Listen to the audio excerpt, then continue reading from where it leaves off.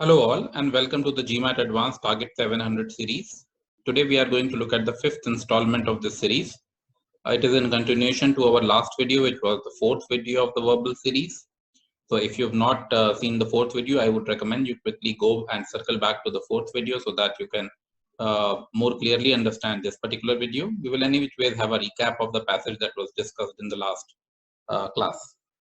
So let's quickly jump into the passage. We were discussing about cosmic passage, to very quickly take you through the passage. It was discussing several theories about black hole formation. Okay, most famously, Einstein's theory of general relativity was supposed to be kind of like the preeminent theory, which showed that when a massive black star dies, it leaves behind a small, dense remnant core. Then they talked about different scientists, Sir Martin Rees, whose work which proposed that the idea that supermassive black holes could exist within the centers of active galactic nuclei. They also mentioned Balick and Brown's work, which made the connection between radio detection patterns of SGRA and other known active galactic nuclei. We also said that, given that SGRA is part of this study, it should be behaving like any other active galactic nuclei. Okay, then we saw that in the past 20 years, astronomers have collected enough evidence through observed motions of gas and stars to convince ourselves that something very massive lurks at the center of our galaxy, right? Our galaxy is the Milky Way, as we will just see. Just as the sun's mass can be determined by the velocity at which its planets orbit, the mass at the center of the Milky Way can be revealed by the velocities of stars and gas orbiting the galactic center. Okay, what does this mean? This means that, just as you can determine the sun's mass by the velocity at which the planets orbit, similarly, any mass that is placed probably at any point in space in the Milky Way, its mass should also be, by way of analogy, be able to be revealed by the velocity of anything that is orbiting it, which in this case is stars and gas, right? If the theory is to be believed, we are looking at an extremely compact object with a mass of approximately 6 million times the mass of our sun sitting at the core of our galaxy, right? Now, the galaxy is a much bigger space, all right? If there is something at the center, then given this way of estimating its mass, scientists have come to a conclusion that it should be 6 million times the mass of our sun. Then we also saw that, recent observations revealed that supermassive black holes are not unique to the Milky Way. They are found in probably all other galaxies. Okay, and according to the current theory, the mass at the center of the galaxy is too dense to be anything but a black hole. Okay, now the only thing that is missing here is a absence of high energy emission, right? So not only do you have a dense core at the center, you should also have high energy emissions in case of black holes, which is often observed from active galactic nuclei, as the passage states. Okay, another mystery in the science of black holes, they say, is that they appear to exist on two radically different size scales. On one hand, there are stellar mass black holes that are remnants of massive stars, generally 10 to 24 times as massive as the sun. Okay, but these are still smaller because the other side of the spectrum, at the other side of the spectrum, are giants known as supermassive black holes, which are millions of times as massive as the sun. Okay. Astronomers believe that supermassive black hole lie at the center of virtually all galaxies, right? So that would include Milky Way as well. So we've seen the first two questions in the last edition of the video. If you want to go through those two questions, I would suggest you go to the part, just before this, which was part 4. Let's look at the this particular question. It says all of the following statements about the sizes of black holes are true except. Okay. Now, in these kind of questions, essentially it becomes an exercise to find out which is that one options which is untrue, okay, which is not inferred from the passage, or which is not explicitly stated in the passage, or which cannot be derived from the passage in any which way. Let's look at option 1. Option A says that their sizes can be predicted based on the orbital velocities of circling planets and gases. This is very clearly given in the passage, we can directly derive it from the third paragraph. Okay, if you see here, so this is the third paragraph, says just as the sun's mass can be determined by the velocity at which its planets orbit, the mass at the center of the Milky Way can also be revealed by the mass of the stars. Okay, So this definitely cannot be our answer because this is true. Remember, they are asking us which of the following is untrue. Okay, so this is true. Let's look at the second option. Scientists have not been able to explain the huge variability in the sizes. Okay, so if you look at the penultimate paragraph, it clearly mentions that another mystery is there. Okay, look at this. Says another mystery. If it says this is another mystery, what else is another? There has to be a mystery before this, right? For you to say that another mystery in the science of black holes is that they appeared on two radically different sizes, is that you have a lot of other mysteries that are not well understood. But the very fact that the passage is saying that this is a mystery means that people have not been able to scientifically deduce. Okay, so it can be inferred that scientists have not been able to explain the massive variability in the sizes of black holes. Okay, it remains a mystery. Hence, this statement is also true. So this also cannot be the answer. Okay, let's come to the next option. Now, this says that their size depends on the size of galactic matter surrounding them. Now, do you think this is true? Take a moment. Okay, and look at this option in contrast to option A, which we have just done. Okay, option A, you can see we have already established, don't even have to go back to the passage, that their size can be predicted based on the orbital velocities and not on the size of galactic matter. Okay, so the speed of the galactic matter is important, but the size of the galactic matter is not so important. Okay, so this is something which cannot be derived, hence becomes a very good choice for our answer option, right? So we'll just quickly see at the other options, eliminate them, and probably come back to this as our final answer, right? Let's look at the next option. Okay, option D states that their size depends on the source of black hole formation. Okay, now let me take a moment and let's come back here. Okay, let's look at this particular part of the passage. I want you guys to quickly give a read to the relevant statements for this.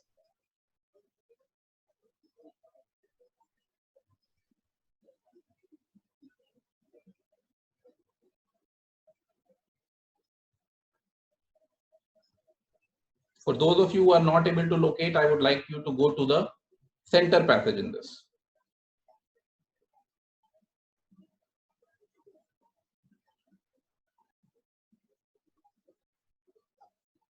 Okay, so let's look at it.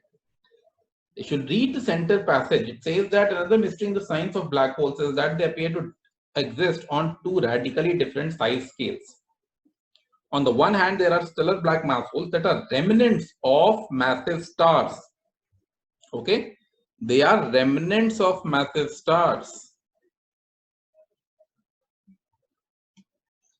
Their whole existence depends on them being parts of former massive stars.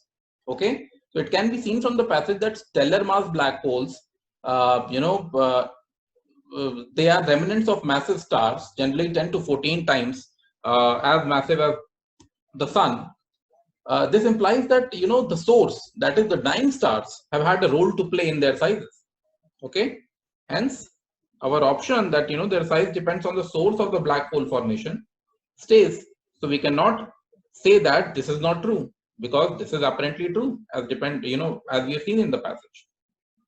Okay, let's look at the last option. Sir Martin Rees was one of those who observed the sizes of black holes. So this is very, very easy. We can see in the second paragraph, it talks about, the Sir Martin Rees proposing the idea that supermassive black holes could exist within the centers of active galactic nuclei. Hence, this statement is also true. Hence, A, B, D, and E are true. C becomes our final answer.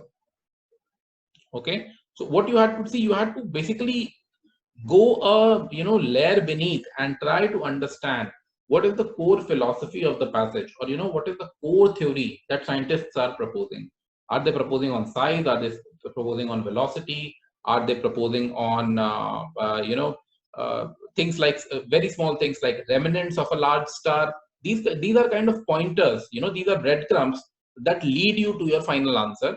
And if you kind of read the signals right, it's not very difficult to reach to the final answer, even in the most typical questions. Okay, so let's quickly look at the next question. Okay, now the next question is the primary purpose of the passage question.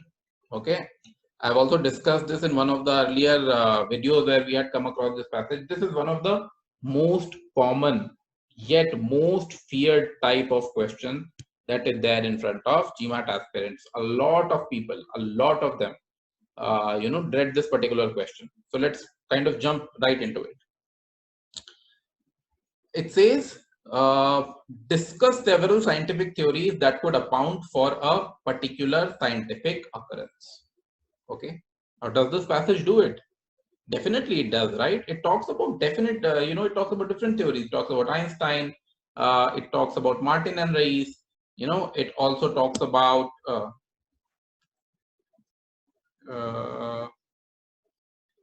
just give me a moment. There's also Balik and Brown, right? So it talks about different scientific theories that have been proposed. And do they account for a particular scientific occurrence? In some ways. Now the major question here is that the primary purpose of the passage? Was the purpose of the passage only to discuss scientific theories that account for a particular scientific phenomenon? So this is where you guys have to be very careful. Just because several theories are mentioned does not mean that the passage was written primarily to discuss those theories. Generally these theories are used to counterbalance a particular point, to stress on a particular issue, to show support for something in which the author believes in, and so on and so forth. Very rarely is a passage written to just discuss different theories. I'm not saying it cannot be done, but it is very rare. All right. So be very careful wherever they say, the word just discuss. Okay. So this is not our option.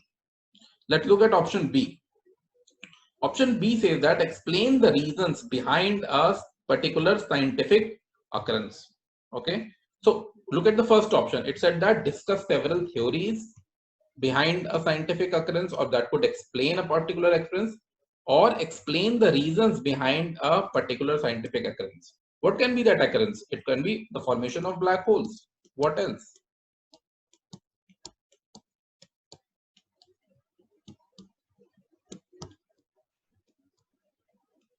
Only phenomena that has been discussed here is black holes.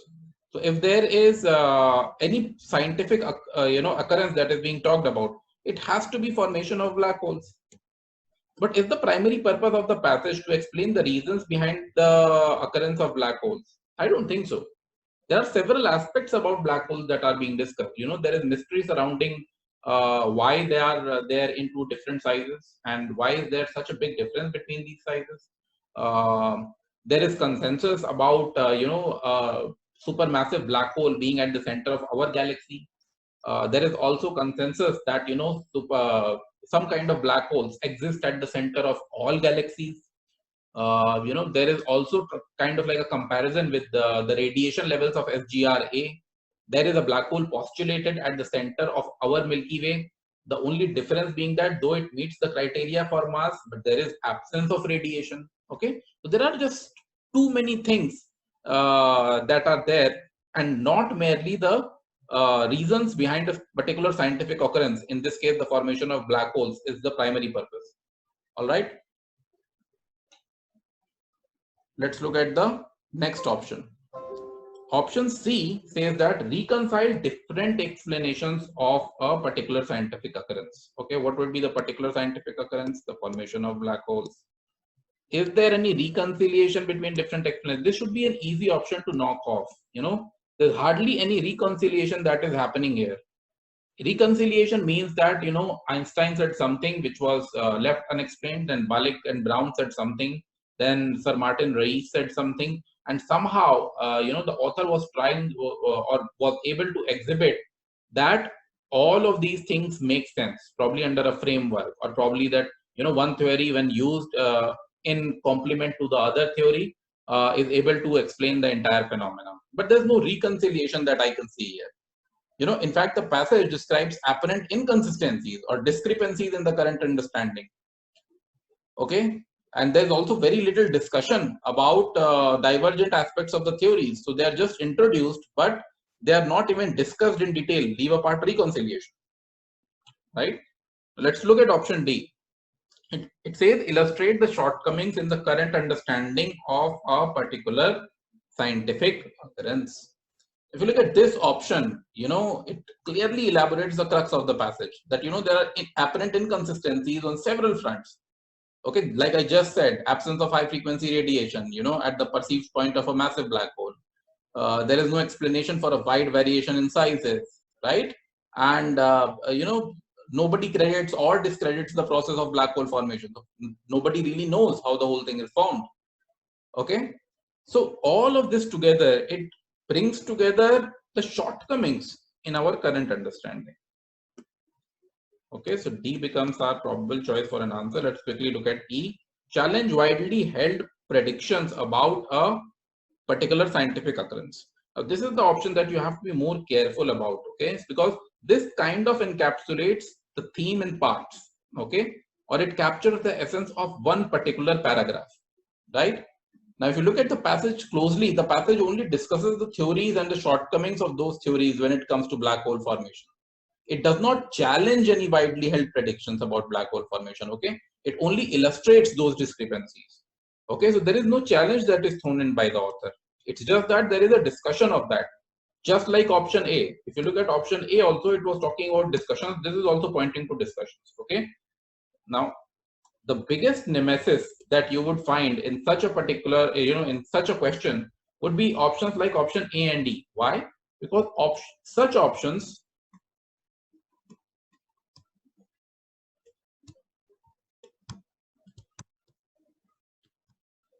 they will cover the topic, or they will cover the passage partially, and this is what will confuse you.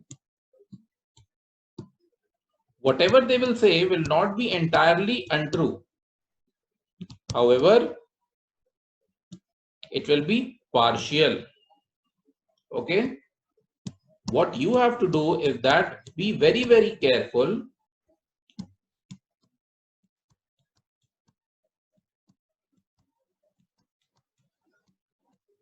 Okay, you don't have to choose not untrue. You have to choose what is comprehensive.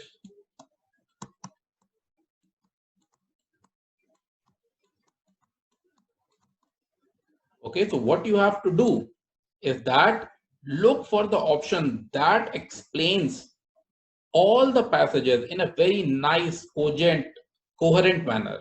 Okay, so what is the trick? If let us say you have 4 or 5 paragraphs,